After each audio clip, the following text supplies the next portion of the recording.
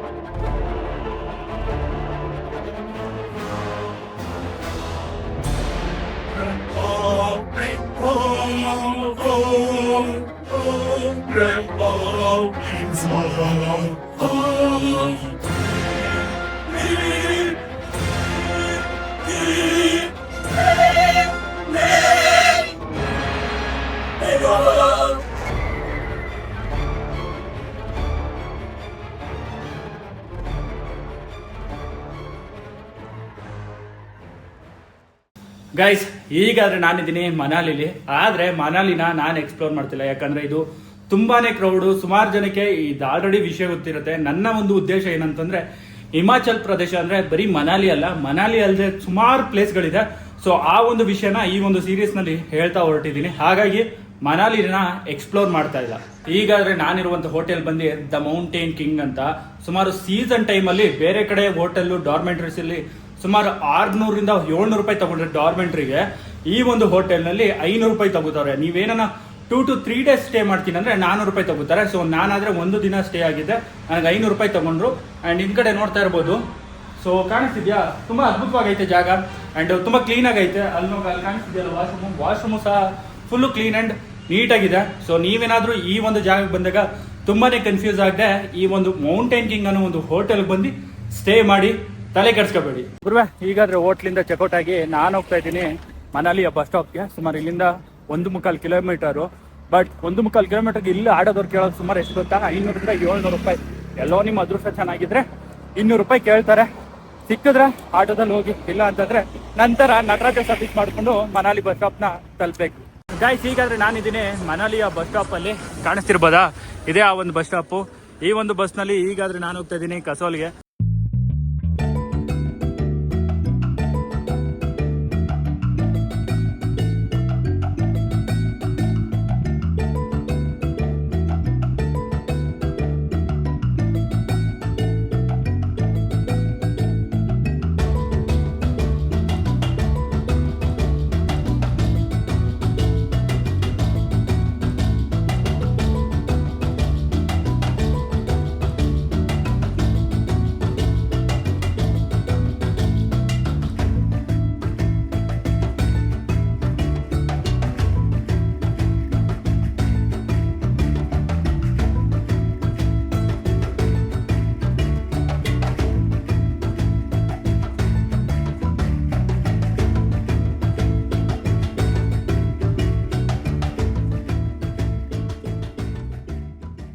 ಗುರುವೆ, ಫೈನಲಿ ಈಗಾದ್ರೆ ನಾನ್ ರೀಚ್ ಆಗಿದ್ದೀನಿ ಇಂಡಿಯಾದಲ್ಲೇ mini Israel ಅಂತ ಫೇಮಸ್ ಆಗಿರುವಂತಹ ಕಸೋಲ್ಗೆ.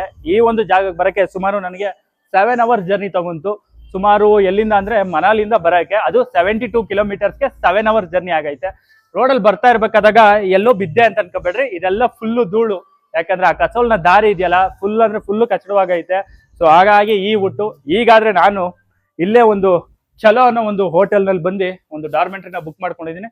ಸೊ ಈಗಾದ್ರೆ ಇದೇ ನನ್ನ ಜಾಗ, ಇಲ್ಲಿ ಸ್ಟೇ ಮಾಡ್ತೀನಿ. ಮತ್ತೆ ನಾಳೆ ಇದನ್ನ ಮಿನಿ ಇಸ್ರೇಲ್ ಅಂತ ಏನು ಕರೀತಾರೆ ಅಂತ ತಿಳಿಸ್ಕೊಡ್ತೀನಿ.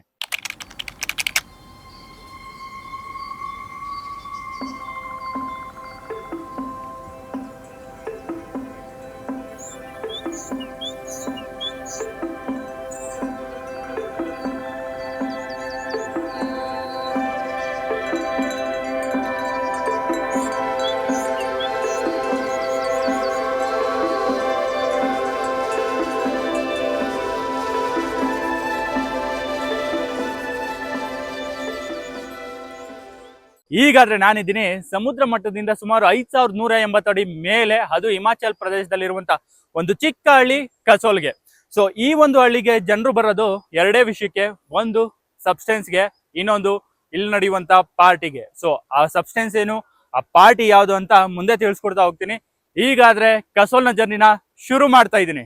ಸುಮಾರು 80% ಅಷ್ಟು ಜನ ಈ ಒಂದು ಜಾಗಕ್ಕೆ ಸಬ್ಸ್ಟೆನ್ಸ್ಗೋಸ್ಕರ ಮತ್ತೆ ಪಾರ್ಟಿಗೋಸ್ಕರ ಬಂದ್ರೆ, ಇನ್ನು 20% ಅಷ್ಟು ಜನ ಈ ಒಂದು ಜಾಗದಲ್ಲಿರುವಂತ ಈ ಒಂದು ಪಾರ್ವತಿ ವ್ಯಾಲಿ ಹಾಗೂ ಈ ಒಂದು ನೇಚರ್ನ ನೋಡಕ್ಕೆ ಬರ್ತಾರೆ. ಅದಲ್ಲದೆ ಕಸೋಲಿಂದ ಸ್ವಲ್ಪ ದೂರ ಮುಂದಕ್ಕೆ ಹೋದ್ರೆ ಸಿಸ್ಟರ್ಸ್ ವಿಲೇಜ್ ಅಂತ ಇದೆ, ಅದೇ ಕಲಗ ಪುಲ್ಗ ಅಂತ. ಅದಲ್ಲದೆ ಗ್ರಹಣ್ ವಿಲೇಜ್ ಅಂತಾನು ಸಹ ಇದೆ. ಈ ಒಂದು 3 ವಿಲೇಜು ರಿಮೋಟ್ ವಿಲೇಜ್ಗಳಾಗಿರ್ತವೆ. ಅಲ್ಲಿ ಯಾವುದೇ ರೀತಿಯಾದಂತ ನಾಯ್ಸ್ ಇರಲ್ಲ, ಕ್ರೌಡ್ ಇರಲ್ಲ. ಸೊ ಆ ಒಂದು ಜಾಗಕ್ಕೆ ಹೋಗಿ ಅವರ ಒಂದು ಟೈಮ್ ನ ನೇಚರ್ ಜೊತೆಗೆ ಸ್ಪೆಂಡ್ ಮಾಡ್ತಾರೆ. ಅದಲ್ಲದೆ ಕಸೋಲಲ್ಲಿ 2 ಟ್ರೆಕ್ಕಿಂಗ್ ಸ್ಪಾಟ್ಸ್ ಇದೆ, ಅದೇ ಸರ್ಪಾಸ್ ಟ್ರಕ್ ಹಾಗೂ ಕೀರ್ಗಂಗಾ ಟ್ರಕ್. ಸೊ ಈ 2 ಟ್ರಕ್ ನ ಮಾಡಕ್ಕೋಸ್ಕರ ಈ ಒಂದು ಜಾಗಕ್ಕೆ ಬರ್ತಾರೆ. ಅದಲ್ಲದೆ ಇನ್ನೂ ಒಂದು ಫೇಮಸ್ ಜಾಗ ಅದೇ ಮಣಿಕರನ್ ಅಂತ. ಸೊ ಆ ಒಂದು ಜಾಗದಲ್ಲಿ ಕುದಿತಾ ಇರುವಂತ ನೀರು ಭೂಮಿಯಿಂದ ನ್ಯಾಚುರಲ್ ಆಗಿ ಹೋಗ್ತಾ ಇರುತ್ತೆ. ಆ ಒಂದು ನೀರಿನಲ್ಲಿ ಅನ್ನನೂ ಸಹ ಮಾಡ್ತಾರೆ.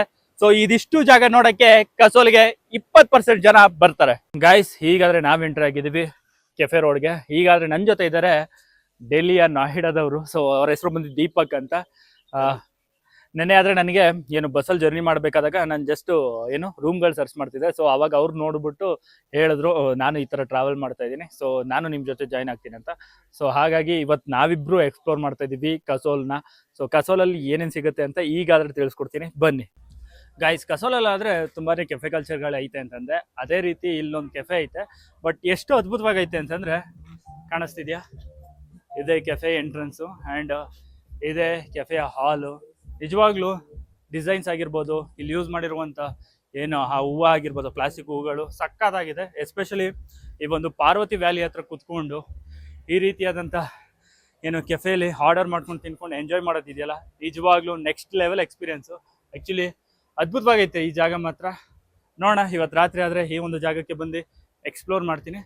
ಸೊ ಫೈನಲ್ ವ್ಯೂ ನೋಡ್ಕೊಳ್ಳಿ, ಎಂಜಾಯ್ ಮಾಡಿ. ಗುರು, ಹೀಗಷ್ಟೇ ಅಲ್ಲಿಂದ ಎಂಟ್ರಿ ತಗೊಂಡ ತಕ್ಷಣ ಕಾಣಿಸಿದ್ದೆ ಈ ಒಂದು ಗಿಡ. ಇದೇನೋ ನಾರ್ಮಲ್ ಗಿಡ ಅಲ್ಲ, ಇವೆಲ್ಲ ಗಾಂಜಾ ಗಿಡಗಳು. ಸೊ ಎಲ್ಲಿಂದ ಎಲ್ಲಿವರೆಗೂ ನೋಡಿದ್ರು ಬರೀ ನಿಮ್ಗೆ ಅದೇ ಕಾಣಿಸುತ್ತೆ. ಇದನ್ನು 2 ರೀತಿ ಯೂಸ್ ಮಾಡ್ತಾರೆ, ಒಂದು ಮೆಡಿಸಿನ್ಗಾದರೆ, ಮತ್ತೊಂದು ನಶೆಗೆ. ಸೊ ಇಲ್ಲಿ 90% ಆಫ್ ದ ಪೀಪಲ್ ಇದನ್ನು ನಶೆಗೋಸ್ಕರನೇ ಯೂಸ್ ಮಾಡುವಂಥದ್ದು. ಇನ್ನು ಮುಂದೆ ಹೋದರೆ ಇನ್ನೂ ಬೇಜಾನ್ ಗಿಡಗಳು ಸಿಗುತ್ತವೆ. ಎಸ್ಪೆಷಲಿ ಈ ಒಂದು ಕಸೋಲಲ್ಲಿ ಇದು ಕಾಮನ್ ಅಂದರೆ ಕಾಮನ್ ಥಿಂಗು. ಎಲ್ಲರೂ ಆಲ್ಮೋಸ್ಟು ನೀವು ಇಲ್ಲಿ ನೋಡುವಂಥ ಜನಗಳು ಪ್ರತಿಯೊಬ್ಬರು ನಶೆಲೇ ಇರ್ತಾರೆ. ಸೊ ತೋರಿಸ್ತೀನಿ ಅಂಥ ವ್ಯಕ್ತಿಗಳನ್ನೂ.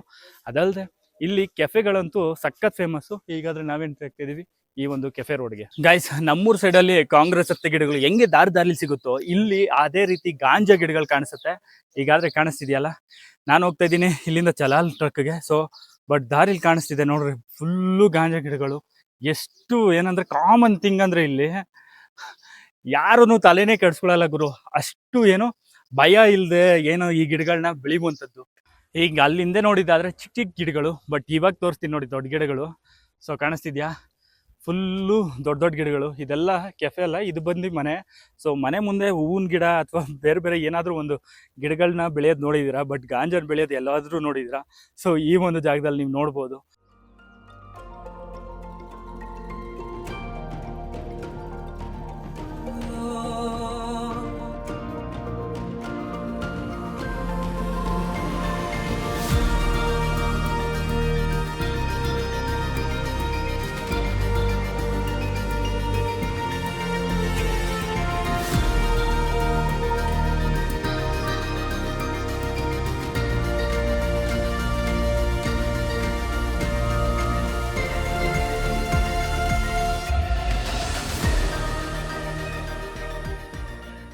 ಗಾಯ್ಸ್, ಕಸೋಲಲ್ಲಾದ್ರೆ ಕೆಫೆಗಳು ತುಂಬಾನೇ ಫೇಮಸ್ ಅಂತ ಹೇಳಿದೆ. ಆ ಕೆಫೆಗಳಲ್ಲೂ ತುಂಬಾನೇ ಫೇಮಸ್ ಕೆಫೆ ಯಾವ್ದಂತಂದ್ರೆ ಈ POP ಅಂತ.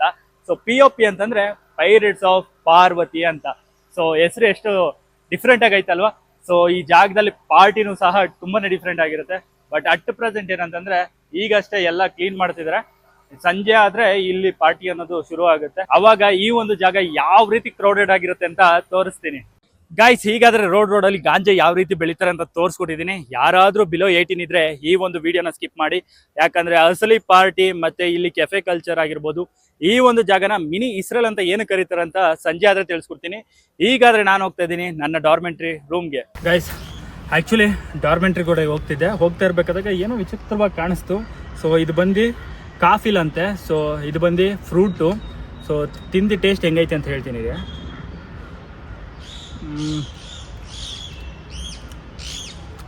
ಸ್ವಲ್ಪ ಸ್ಟ್ರಾಬೆರಿ ಟೈಪು. ಆ್ಯಕ್ಚುಲಿ ಹೇಳ್ಬೇಕಂದ್ರೆ ಈ ರೇಷ್ಮೆ ಬೆಳೀತಾರೆ ಗೊತ್ತಾ, ರೇಷ್ಮೆ ಗಿಡ ಅದ್ರಲ್ಲಿ ಬರುತ್ತೆ ಗೊತ್ತಾ ಒಂದು ಹಣ್ಣು, ಸೇಮ್ ಆ್ಯಸ್ ಇಟ್ ಈಸ್ ಅದೇ ಥರ ಐತೆ.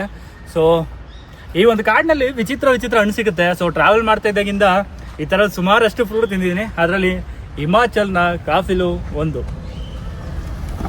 ಗುರುವೆ, ಬೆಳಗ್ಗೆ ಆದರೆ ಆ ದಾರಿ ಆಗಿರ್ಬೋದು, POP ಆಗಿರ್ಬೋದು, ಪ್ರತಿಯೊಂದು ಜಾಗನೂ ಫುಲ್ಲು ಖಾಲಿತ್ತು ತಾನೆ. ಟೈಮ್ ಸುಮಾರು ಈಗ 5:15 ಆಯಿತು. ಈಗ ಎಷ್ಟು ರಶ್ ತುಂಬಿರ್ತಾರೆ ಅಂತ ತೋರಿಸ್ತೀನಿ. ಯಾರಾದರೂ ಬಿಲೋ 18 ಈ ವಿಡಿಯೋ ನೋಡ್ತಾ ಇದ್ರೆ ಈಗಲೇ ಸ್ಕಿಪ್ ಮಾಡಿ. ಆ್ಯಂಡ್ ಈ ಒಂದು ವಿಡಿಯೋದ ಉದ್ದೇಶ ಯಾವುದೇ ರೀತಿಯಾದಂಥ ಏನು ಈ ಒಂದು ಗಾಂಜಾನ ಆಗಿರ್ಬೋದು ಪ್ರಮೋಟ್ ಮಾಡೋಕ್ಕಾಗಲ್ಲ. ಈ ಒಂದು ಜಾಗದಲ್ಲಿ ಯಾವ ರೀತಿ ಇರುತ್ತೆ ಅನ್ನೋದನ್ನ ತೋರಿಸುವಂಥ ಒಂದು ಉದ್ದೇಶ ಅಷ್ಟೇ. ಸೊ ಈ ಒಂದು ವಿಡಿಯೋನ ಬಿಲೋ 18 ಇರೋರು ನೋಡಬೇಡಿ, 18+ ಇರೋರು ಮಾತ್ರ ನೋಡಿ. ಗೈಸ್, ಈಗಾದರೆ ರೀಚ್ ಆಗಿದ್ದೀನಿ POP. ಸೊ ಮಾರ್ನಿಂಗ್ ಆದರೆ ಈ ಜಾಗ ಫುಲ್ಲು ಖಾಲಿ ಇತ್ತು ತಾನೆ. ಈಗಾದರೆ ಫುಲ್ಲು ನ್ಯಾಷಲ್ ತುಂಬೈತೆ, ಕಾಣಿಸ್ತಿದ್ಯಾ? ಸೊ ಸುಮಾರು 6:15 ಆಯ್ತಾ ಬತ್ತು. ಹೀಗಾದರೆ ಇಷ್ಟು ಜನ ಸೇರೋರೆ. ಇನ್ನೂ ಒಂದು ಸ್ವಲ್ಪ ಹೊತ್ತು ಹೋದ್ಮೇಲೆ ರಾತ್ರಿ ಆಗ್ತಾ ಇದ್ದಂಗೆ ನೋಡೋರಂತೆ ಫುಲ್ಲು ಇಂಗ್ಲೀಷ್ ಅವ್ರದ್ದು ಇರ್ತಾರೆ, ಪ್ರತಿಯೊಬ್ಬರು ಇರ್ತಾರೆ. ಆ್ಯಂಡ್ ಆ ಒಂದು ಲೈಫ್ ಹೆಂಗಿರುತ್ತೆ ಅನ್ನೋದನ್ನ ತೋರಿಸ್ತೀನಿ ನೋಡಿ.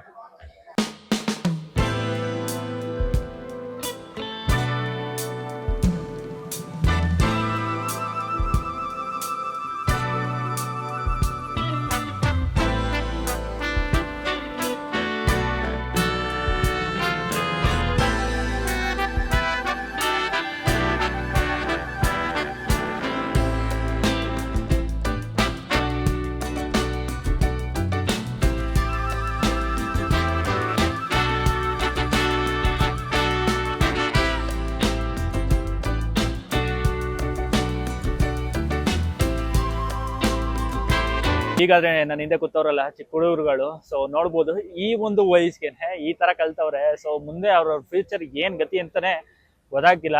ಡೈರೆಕ್ಟ್ ಆಗಿ ವಿಡಿಯೋ ಮಾಡಿದ್ರೆ ತುಂಬಾನೇ ತೊಂದರೆ ಆಗುತ್ತೆ. ಸೊ ಹಾಗಾಗಿ ಸೆಲ್ಫಿ ವಿಡಿಯೋ ತರ ಮಾಡಿ ನಿಮ್ಗೆ ತಿಳಿಸ್ಕೊಡ್ತಾ ಇದ್ದೀನಿ. ಕನ್ನಡದಲ್ಲಿ ಮಾತಾಡೋದ್ರಿಂದ ಅವ್ರಿಗೆ ಯಾರಿಗೂ ಗೊತ್ತಿಲ್ಲ. ಸೊ ನೋಡೋಣ ಮುಂದೆ ಪಾರ್ಟಿ ಇನ್ನೂ ಎಷ್ಟು ಜೋರಾಗಿ ನಡೆಯುತ್ತೆ ಅಂತ ತೋರಿಸ್ತೀನಿ.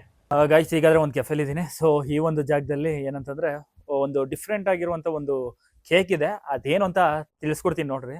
ಸೊ ಇದೇ ಆ ಕೇಕು. ಇದನ್ನ ಏನೋ ಬ್ರೌನಿ ಅಂತಾರೆ. ಸೊ ಇದಕ್ಕೆ ಏನೋ ಆ್ಯಶ್ ಅನ್ನೋದೇನೋ ಹಾಕ್ತಾರಂತೆ. ಸೊ ಅದು ನಶೆ ಇದೆ. ಬಟ್ ನನಗೆಲ್ಲ ಇದು ಹೊಸ ಥರ ಅನಿಸ್ತೈತೆ. ಬಟ್ ನಾನಾದರೂ ಪರ್ಚೇಸ್ ಮಾಡಿಲ್ಲ, ಇಲ್ಲಿ ಯಾರೋ ಬೇರೆಯವ್ರು ತೊಗೊಂಡಿದ್ರು, ಅದನ್ನು ತೋರಿಸ್ತಾ ಇದ್ದೀನಿ. ಹೊಸ ವಿಷಯ ಅಲ್ಲ, ಸೊ ನಿಮಗೂ ತಿಳಿಸ್ಕೊಡೋಣ ಅಂತ. ನೀವೇನಾದರೂ ಇಲ್ಲಿಗೆ ಬಂದು ಡೆಸರ್ಟ್ ತಿನ್ನಬೇಕು ಅಂತ ಹೇಳಿ ಬ್ರೌನಿನ ಬುಕ್ ಮಾಡಿದ್ರೆ ಮಾತ್ರ ನಿಜವಾಗ್ಲೂ ನಶೆಲ್ ಮುಳುಗೋಗಿ ಬಿದ್ದೋಯ್ತೀರಾ. ಈಗಾದರೆ ನೀವು ನೋಡ್ತಿದ್ದೀರಾ ಕಸೋಲ್ನ ಮೇನ್ ಪಾರ್ಟಿ ಆಗಿರುವಂಥ ಫಾರೆಸ್ಟ್ ಪಾರ್ಟಿ. ಫಸ್ಟ್ ಟೈಮು ಈ ಒಂದು ಜಾಗಕ್ಕೆ ಬಂದಾಗ ಏನೋ ಕಾಡಿನ ಮಧ್ಯೆ ನಡೆಯೋ ಒಂದು ಸಾಮಾನ್ಯವಾದಂಥ ಗ್ಯಾದರಿಂಗ್ ಥರ ಕಾಣಿಸುತ್ತೆ. ಆದರೆ ಈ ಜಾಗದಿಂದ ಒಂದು ಡಿಫ್ರೆಂಟ್ ಕಲ್ಚರೇ ಇದೆ. ಪ್ರಪಂಚದ ಬೇರೆ ಬೇರೆ ದೇಶಗಳಿಂದ ಟ್ರಾವೆಲರ್ಸ್ಗಳು ಇಲ್ಲಿಗೆ ಬರೋಕ್ಕೆ ಮುಖ್ಯ ಕಾರಣನೇ ಈ ಒಂದು ಫಾರೆಸ್ಟ್ ಟ್ರಾನ್ಸ್ ಪಾರ್ಟಿ. ಸಿಟಿ ಸೌಂಡಿಂದ, ಮೊಬೈಲಿಂದ, ಕೆಲಸದಿಂದ, ಡೈಲಿ ಲೈಫ್ ಸ್ಟ್ರೆಸ್ಸಿಂದ ಎಲ್ಲಾನು ಸ್ವಲ್ಪ ಹೊತ್ತು ಮರೆತು ನೇಚರ್ ಮಧ್ಯೆ ಮ್ಯೂಸಿಕ್ ಜೊತೆ ಸಮಯ ಕಳೆಯೋಕೆ ಜನ ಇಲ್ಲಿಗೆ ಬರ್ತಾರೆ. ಕಸೋಲ್ನಲ್ಲಿರುವಂಥ ಈ ಥರದ ಪಾರ್ಟಿಗಳಿಗೆ ಹೋಗ್ಬೇಕಂದ್ರೆ ಆಲ್ಮೋಸ್ಟ್ ಟ್ರಕ್ಕಿಂಗ್ ಮಾಡಿಕೊಂಡು ಫಾರೆಸ್ಟ್ ಮಧ್ಯೆ ಹೋಗ್ಬೇಕು. ಹಗಲಲ್ಲೇ ಟ್ರಕ್ಕಿಂಗ್ನ ಸ್ಟಾರ್ಟ್ ಮಾಡಿ ನಿಧಾನವಾಗಿ ಜಾಗನ ತಲುಪ್ತಾರೆ.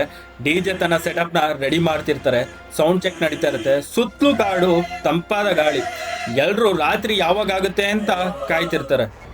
ಸೂರ್ಯ ಮುಳುಗ್ತಿದ್ದಂಗೆ ಇಡೀ ಜಾಗದ ರೂಪನೇ ಬದಲಾಗ್ಬಿಡುತ್ತೆ. ಕಲರ್ ಲೈಟಿಂಗ್ಸು, ಜೋರಾಗಿ ಕೇಳಿಸೋ ಟ್ರಾನ್ಸ್ ಬೀಟ್ಸು, ಸಾವಿರಾರು ಜನ ಒಂದೇ ರಿದಮ್ಗೆ ಹೆಜ್ಜೆ ಆಗ್ತಿರ್ತಾರೆ.